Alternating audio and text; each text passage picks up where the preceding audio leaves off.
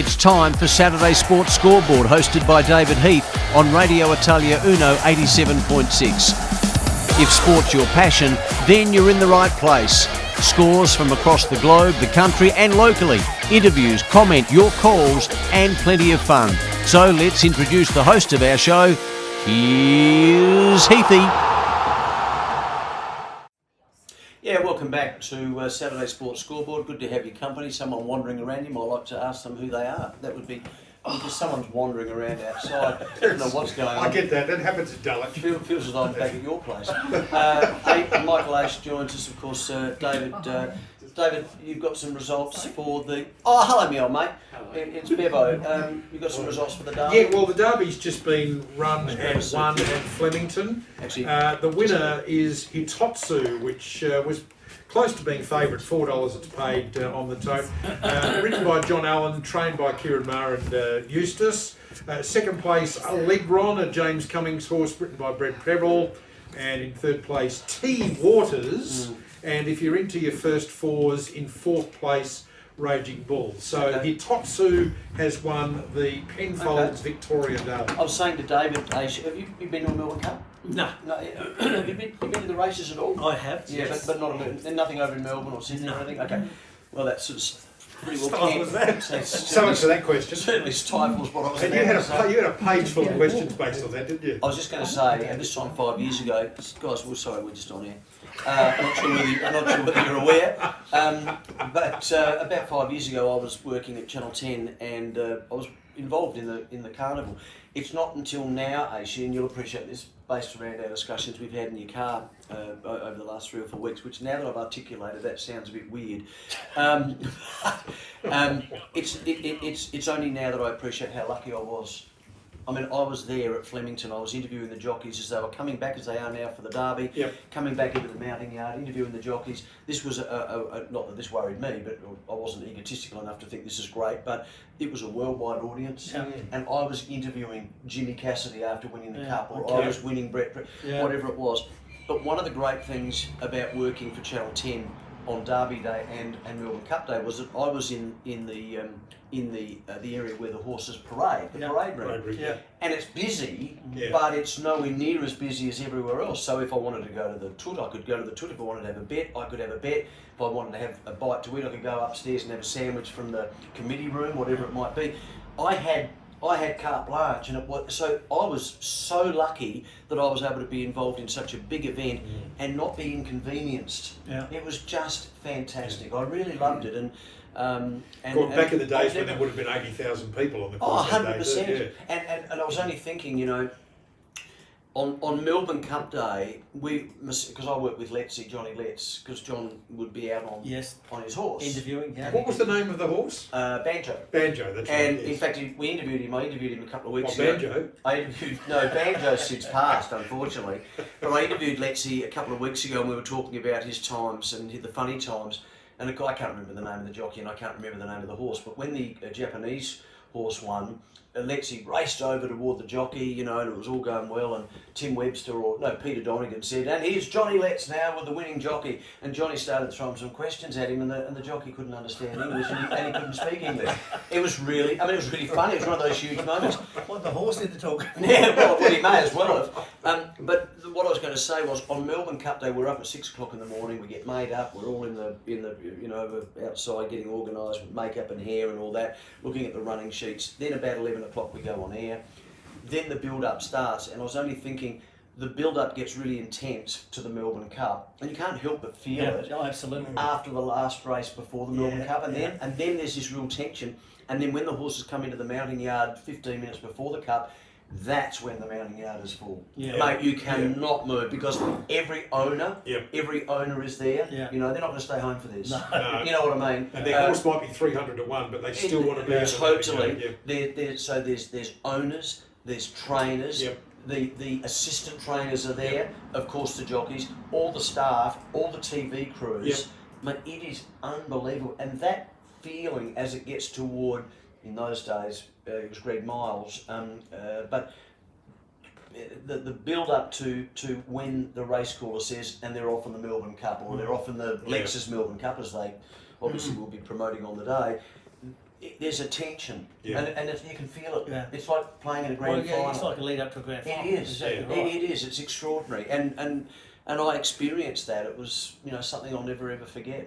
So that was a fairly significant rant about me, Well, wasn't it it? was a little bit, but even looking at that, and I'm not a horse person at all. I didn't mean that to be about me. Well, you are sitting in the Wayne Phillips seat, Yeah. so It's taken over. it's rubbed off a bit. Yeah. But when you look at the horses themselves, like they are Oh yeah. just yeah. a beautiful. Oh, and Yeah. they're super fit. Oh, They are. Well, I don't know beautiful. I What do don't you know. call them? Beautiful Animal. Well, Animal. a species. Yeah, I was going to say Well, that. they're literally trained to the minute. Species, Yeah. probably. They are No. prepared. They are prepared to the minute. Yeah. Well, they are. Particularly the big black type races and the Group 1s. Yeah. They're trained to the minute. So not only do they look super fit, Yeah. but they're beautifully groomed and they just look ready to go. And many trainers will tell you that the horses themselves pick up on the atmosphere they do. and know that something special is going on. Well, it's interesting you say that because Rowie and Leith spoke to Michelle Payne yesterday, who's on the coverage. She won on 101. Is it a rival sports show you're promoting, or Oh, no, this sports show? We're all friends here. Yeah. And Michelle was saying that the it's been eerie lately because this is the first time they've had a crowd Yeah. in Melbourne. There's Right, 5,000 of course, people of there. course, There's yeah. 5,000 there, but normally there's 100 or Yeah. 80, 90. But she said the horses pick up on that as well. Yeah, right. You know, Yeah. I also had the pleasure of working with the great Roy Higgins, but the one person, if I don't want this, again, I don't want this to be about me, but the one person that I was grateful to have interviewed and certainly not got to know because I wasn't that close, but was the great Bart Cummings. Yeah. And he was so understated. Mhm. You know, he'd win his Okay. 5th Melbourne Cup, and you'd say, "Congratulations, you must be proud." Oh well, yeah, it's not too bad. He would two things he never did. He never boasted, Yeah. and he hated talking about the past. Yeah. So if you got him on for an interview here, he'd talk about what's coming up on Tuesday and how his horses are going. But the moment you start saying, "Tell me about so and so," or whatever, he hated doing Yeah, it. yeah. It's weird, Yeah. a little bit diametrically opposed to Wayne Phillips. You know. Who hopefully is listening in his car on the way home. That's So, right. so he's picked up on that, yeah. You missing playing footy? Yes. Are you? Well, when I say, I retract that. No. I do not really enjoy watching footy. Yeah. I much prefer to have been played. Yeah. And we're talking, 92, finish in 92, so there's some years you reckon you'd have time to get over that. Yeah. But going to watch Do you specifically mean AFL footy or all all footy? footy, all footy. So that watching SANFL is not a little bit more pleasurable for you? I can actually That's watch. interesting. I can watch pretty well any game of footy apart from Nord. Yeah. Because I just You can't watch no. Oh, I can, but I just You want feel them to too win, I want emotionally them to do involved? well. Oh, Yeah. I got So you. then, Yeah. and then my children Okay. watching footy, Yes. you know, Yeah. because you want to play everything. You obviously want them to do well. But the way footy's played now, I do struggle with 30 players in a 20-metre radius at one end of the ground and then the same. Oh, yeah, the that's other ugly. end. That really, Yeah, that I really I struggle with agree. that. In saying that though, the ability of the players of awareness and skill level has cranked up Yeah.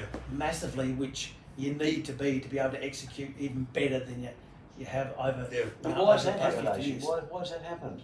Is that just evolved naturally? Most of or the coaches obviously have, that they're just going to another level themselves? to shut the game down a little bit, Yeah. and then the ability, best team who has the best skill and best awareness to get the ball Oh, I and see. utilise it So better. they've had to learn different skills to adjust to that style of play, is what you're saying? Absolutely. Yeah, So what yeah. we did in the past, we would do circle work, we would do triangles, Yep. kick, whatever. Now they would do very, very little, very little of that, Ah. and they would do mainly there might be, six on. He's on very proud three. of his sandwiches. Mate, well, there's about half a dozen sandwiches there with a bite taken out of every one of them. That's right. And I don't know. Yeah. I don't And know they're all on his that one. team I don't loves. know what's going on. But yeah, so they changed that up now. So it's all pretty well everything would be Yeah. done under pressure and in a condensed area. Yeah. My That's father interesting. played for Sturt, played about 30 league games for Sturt in the mid-late 50s before they won their 5 or 6 premierships in a row. So my childhood was definitely all about SANFL football. Did he play league, David? He played about 30 Did he? league games. What's his name? He played Bob Heath. He played Oh. about 30 league games, played about 100 reserves games, and then he coached Glenunga. Really? And I went to Glenunga. Glenunga was the feeder club. Oh, I did. Who's that trying to get it back to me? I thought you were going to say you were best and fairest at Glenunga. No, I played for 2 years, but Because I went to Glenunga was Glenunga. the feeder club for Sturt. If you didn't get picked No, for the it's- Sturt no. league or reserves team, you went and played for Glenunga.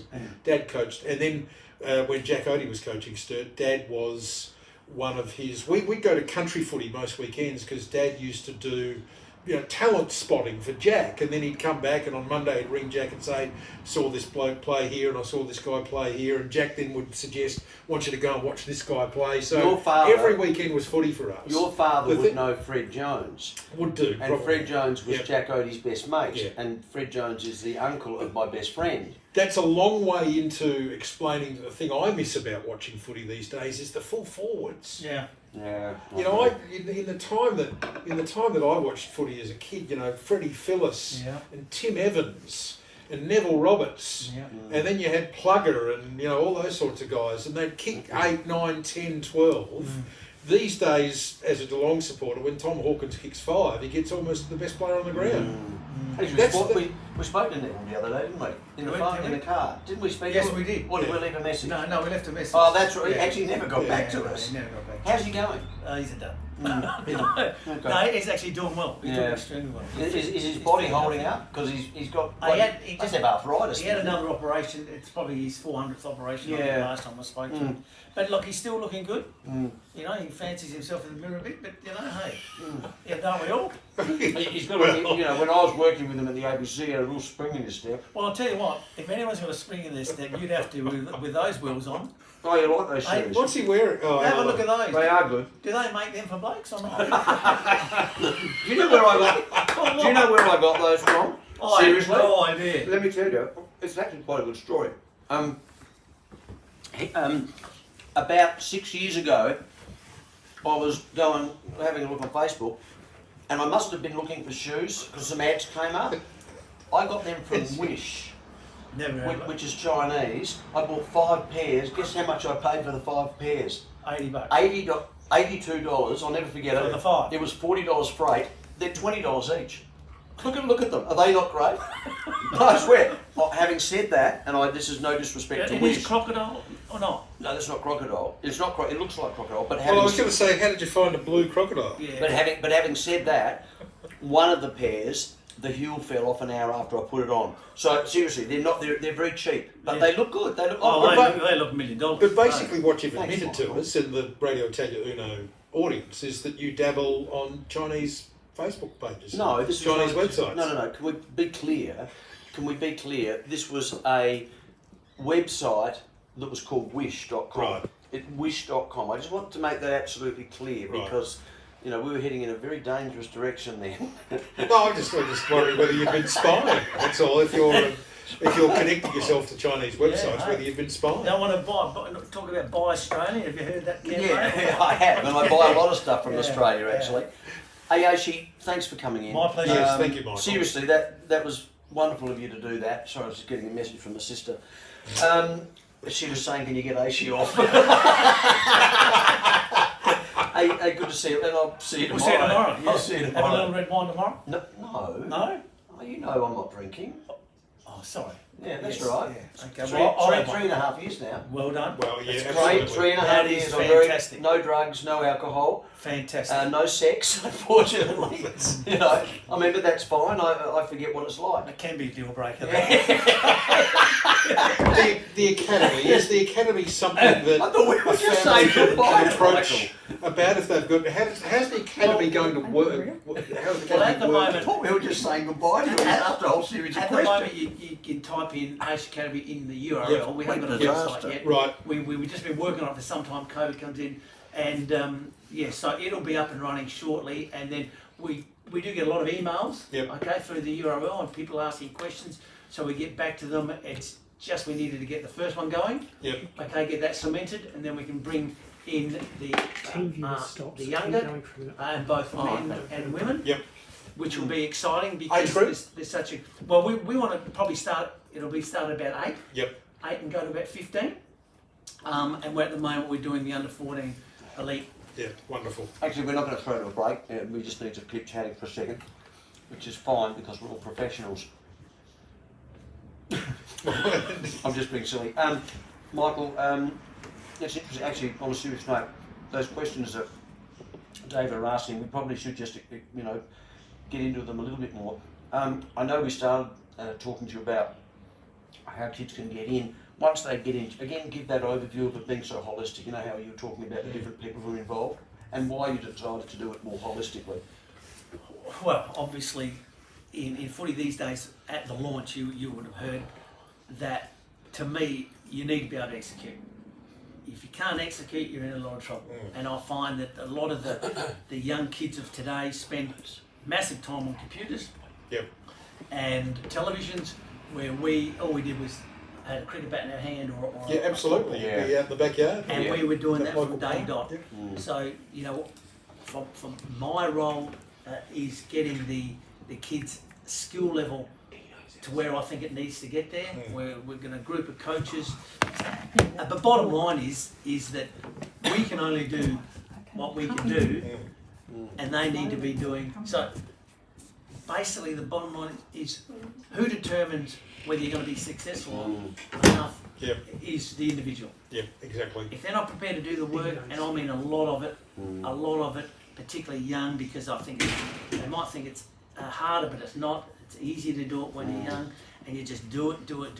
And then once we get the skill right, okay, we've obviously, from a holistic point of view, we brought in those guys because, mindset and nutrition is massive.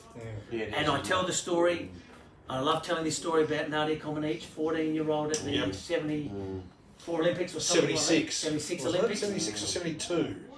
Well, I won it in the 70s. So she's getting 10 out of 10 on every event. She gets on the beam. No one ever got a 10 out of 10 on the beam before. She gets 10 out of 10, and the press get to her straight afterwards and says, "How is it you've been able to do this?" Now let's keep in mind, we're doing an under 14 academy now. This young girl is 14 at the Olympics. How is it you've been able to do this? And she says, her first response floored them, and she said it's simple. So what you saying? Like, We what a can't throw the response break. to a 14-year-old. I'm just going to get Okay, the other and computer. it's not There's another simple. one in there, and I hope I can And get then she that. said, my mind is full of getting it exactly right. Yeah. And so that's what I will drill into the boys and girls of the academy is to keep going. Yeah. Oh, to that's fine. get your mind to get exactly right. Now, if you go into every drill that you're doing with that sort of attitude, you will get better very quickly. Yeah. Okay, because you analyse. We take things for granted. I can kick and catch and do all this sort of stuff, but it's not easy. Footy is not an easy game to be good at. There's so many areas that you have to be good at, and then you've got the mindset. Obviously, nutrition, as I said, you've got Brian Benke in the strength and conditioning, and that's to do with core balance and everything like that. Got a great organisation down there, so the kids will have that. And then obviously the Kanga technology, where and the AFL testing will be doing all that through Patrick Clark. So the guys have got access to everything, and it's a fair program. Yeah. So, but you know what?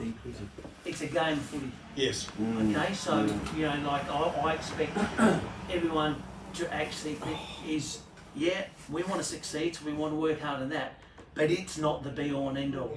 Like family. Yep. Okay, it's all about family, and you know what? Everything's about relationship. Okay, you have that relationship. That's solid, Michael. I love that. And you invest in them as individuals, because nothing would please me better to see them not only do well on the footy field or whatever, but it's all about character. It's all about who you are as an individual. Yep.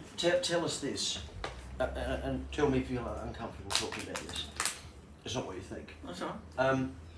Tell the story about how when you were playing it was about you, but now you know it's about everyone else. Yeah. This is good.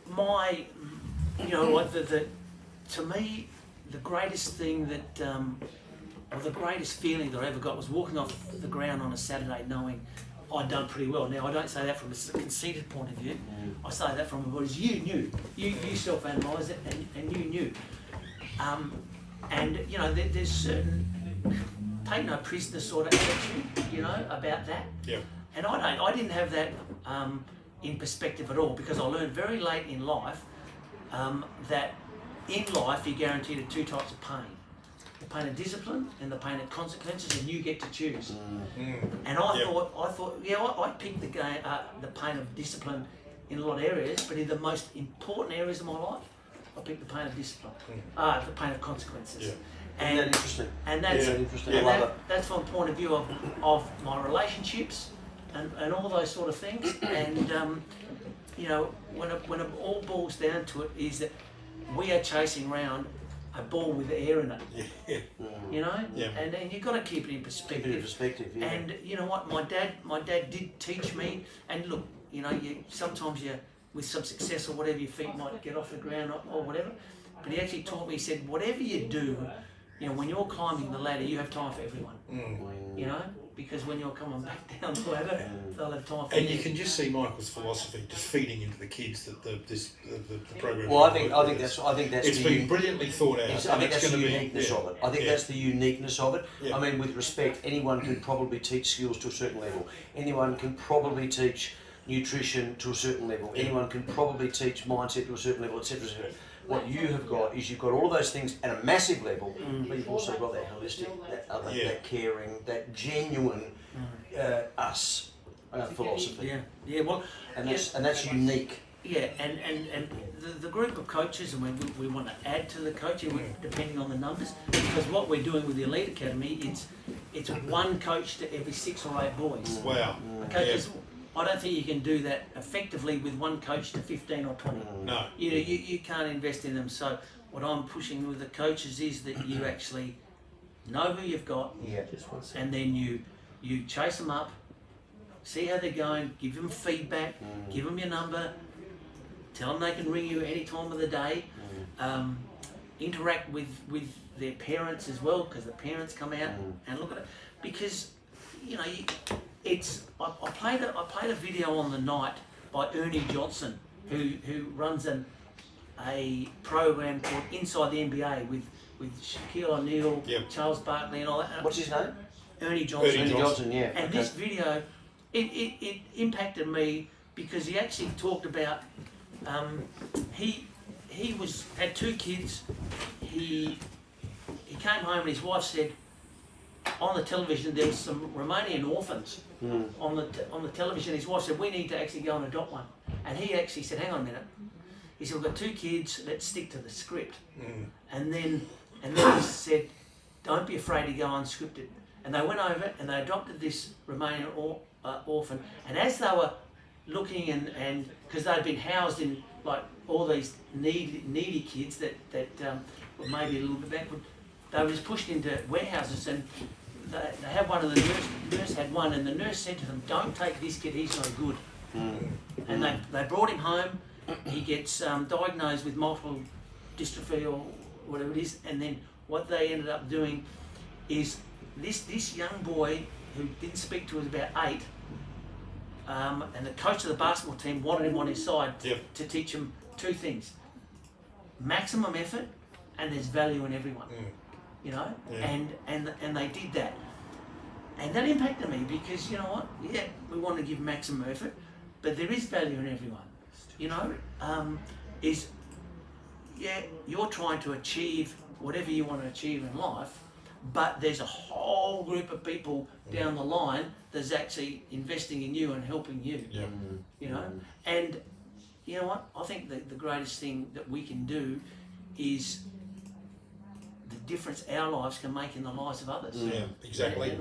And whatever that looks like, and hopefully that's all good. That's beautiful, Michael. We do go a bit off kilter sometimes, but you know, you've got to have those people or mentors around you to pull you back, okay, and get on that path. And sometimes it doesn't matter how far you get to the right or to the left, as we were talking. You know, you just need to make the effort to get back. It's a bit like that jumbo jet heading toward Heathrow. It's going to go off to the right, to the left, but as long as it at some stage lands on the runway, then that's okay. And you know what? In life, we all make mistakes, and we all go off the ball a little bit. But you know what? I think what the greatest thing I've taught is, you know, have a bit of love and grace. And you know, when these people yell out for help, which hopefully they do, and then you know you can actually counsel them and be a part of that whatever that And looks serve like, them and make a difference in their life. and make a difference. Yeah. And then you think, look at them. He was going this way, and he's pulled himself back, and now he's on that track, and that's what I'm about. So you know what?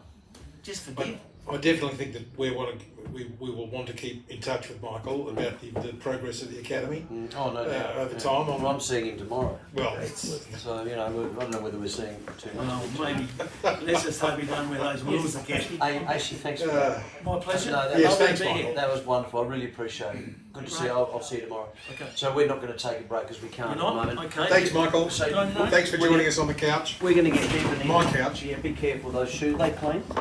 Yeah, you haven't just, you haven't just They are now. Yeah, you haven't just walked in a cow paddock, have you? Yeah. Oh, you want us to throw to a break now? Oh, okay, we can do that, David, as I'm getting on. I think we've got Bevan here, and I think I can hear the voice of you Il need to go to a Presidente. break. So, well, let's go to a break. This is the Radio Italia Uno Saturday afternoon sports scoreboard program with David Heath and Mark Aston live today from my lounge room.